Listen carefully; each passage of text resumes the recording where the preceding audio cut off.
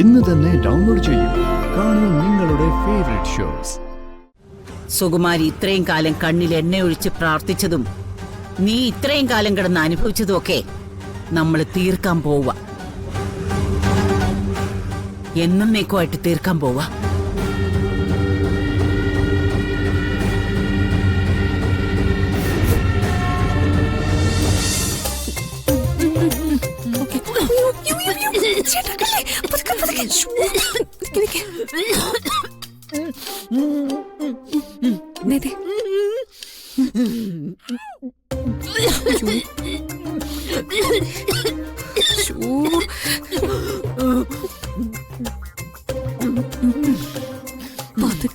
ചെറിയമ്മേ,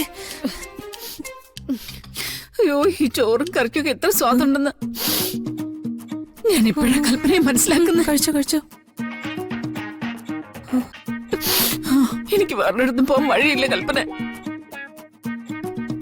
ഞാൻ എവിടെ കിടന്നെന്ന് ഉറങ്ങുന്നത്? ചെറിയമ്മയ്ക്ക് ഇതുപോലെ ഭക്ഷണം തരാനൊക്കെ ഞാൻ തയ്യാറാ. പക്ഷേ നീ ഒരു കാര്യം ചെയ്, നമ്മുടെ ഔട്ട് ഹൗസിന്റെ ചാവിങ് എടുത്തോണ്ടാ. അവിടേക്ക് ഇങ്ങനെ ആരും വരില്ലല്ലോ. ഞാൻ അതിനകത്തൊരു അനക്കം ഉണ്ടാക്കാതെ കിടന്നോളാം. അത് ശരിയാവോ ചെറിയമ്മ? ശരിയാകാതെ പറ്റില്ല. നീ ഒന്ന് എടുത്തോണ്ടോ? ഞാനൊന്ന് നോക്കട്ടെ. ഇവിടെ നിക്കണേ.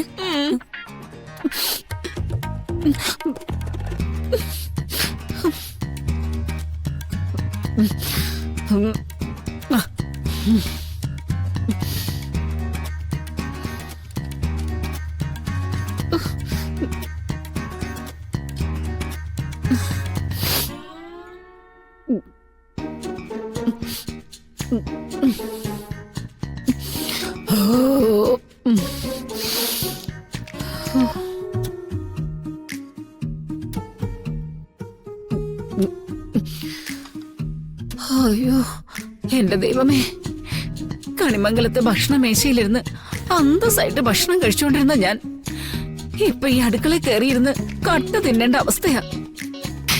ഇതൊന്ന് മാറ്റി തന്നൂടെ ഈശ്വര.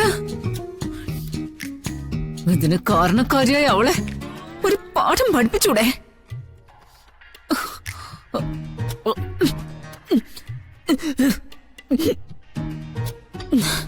കണ്ടോ, അവളെ കാര്യം പറഞ്ഞപ്പോഴേക്കും ഭക്ഷണം തൊണ്ടേ കുരുങ്ങി. ദൈവങ്ങളെ, നിങ്ങൾ അവളുടെ കൂടെ മാത്രമേ നിൽക്കുള്ളൂ അല്ലേ?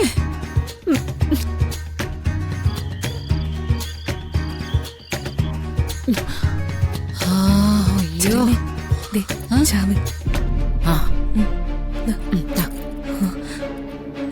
ഒരു കാര്യമുണ്ട്. ചെറിയമ്മ അവിടെ താമസിക്കുന്നത് അഥവാ ഇവിടെ ആരെങ്കിലും അറിഞ്ഞ ഇത് ചെറിയമ്മ തന്നെ ചെയ്തതാണെന്നേ പറയാവൂ. അല്ലാതെ എന്നെ ചൂണ്ടിക്കാണിച്ചു കൊടുക്കരുത്. നമ്മൾ എല്ലാരും ഈ കുടുംബത്തിന് പുറത്ത് നിന്നാ പിന്നെ ഒരിക്കലും ആർക്കും ഇങ്ങോട്ട് തിരിച്ചു വരാൻ പറ്റില്ല. അത് ഓർമ്മ വേണം. ഞാൻ ഏറ്റടി മോളെ, നിനക്ക് ഒരു കുഴപ്പമുണ്ടാവാതെ ഞാൻ നോക്കിക്കോളാം. എന്നെങ്കിലും ഒരു ദിവസം നമ്മൾ തിരിച്ചടിക്കും കൽപ്പനെ. അതൊരു ഒടുക്കത്തെ അടിയായിരിക്കും.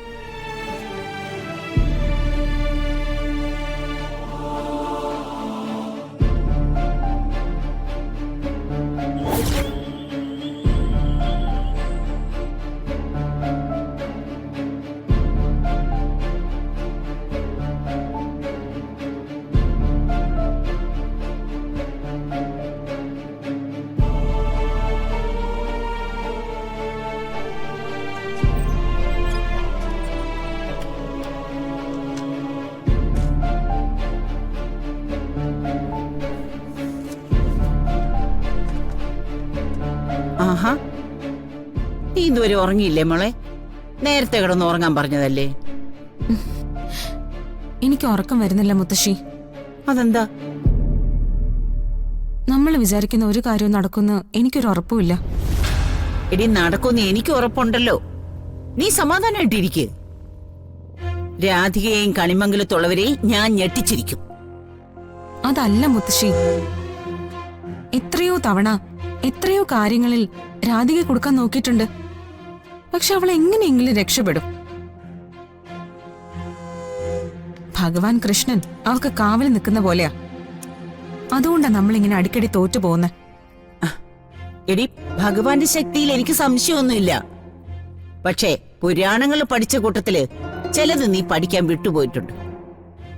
ഈ പറഞ്ഞ മഹാശക്തിയുള്ള ഭഗവാന്മാരൊക്കെ അവരുടെ ദോഷനാളുകളിൽ അനുഭവിച്ച് തീർത്തത് കേട്ടിട്ടുണ്ടോ? എന്തിന്? രാധികയുടെ ഇഷ്ടമൂർത്തിയായ ശ്രീകൃഷ്ണ ഭഗവാൻ തന്നെ അവസാന കാലത്തെ ഒരു വേടനെയ്ത് അമ്പേറ്റാ മരിച്ചത്. എന്ന് പറഞ്ഞ എല്ലാവർക്കും ഒരു ദോഷകാലമുണ്ട്. ആ ദോഷകാലം കൃത്യമായി മുന്നിൽ വന്ന് നിന്ന മനുഷ്യനെ കൊണ്ടും തടുക്കാൻ പറ്റില്ല, ദൈവത്തിനെ കൊണ്ടും തടുക്കാൻ പറ്റില്ല. അങ്ങനെ ഒരു ദോഷ സമയമാ രാധികയുടെയും വരുണിന്റെയും മുമ്പിൽ നിൽക്കുന്നത്. ആ സമയം ഉപയോഗിക്കാൻ ദൈവം തീരുമാനിച്ചിരിക്കുന്നത് ആരെയാ? എന്നെയും നിന്നെയും. മോള് ധൈര്യമായിട്ട് കിടന്നുറങ്ങിക്കോ. എന്നിട്ടേ നാളെ രാവിലെ എഴുന്നേറ്റ് മുത്തശ്ശി പറഞ്ഞ കാര്യം അതുപോലെ അങ്ങ് ചെയ്താ മതി. എനിക്ക് കുറച്ച് പേടിയുണ്ട്. ഞാൻ എന്താടി കേൾക്കുന്നേ? എന്റെ കൊച്ചുമോക്ക് പേടിയോ? എടി, പേടിക്കാനുള്ളവര് ലോകത്ത് ഒരുപാട് പേരുണ്ട്. അവര് പേടിച്ചോട്ടെ. പക്ഷെ നീയോ ഞാനോ പേടിക്കാൻ പാടില്ല. കിടന്നുറങ്ങുമോളെ.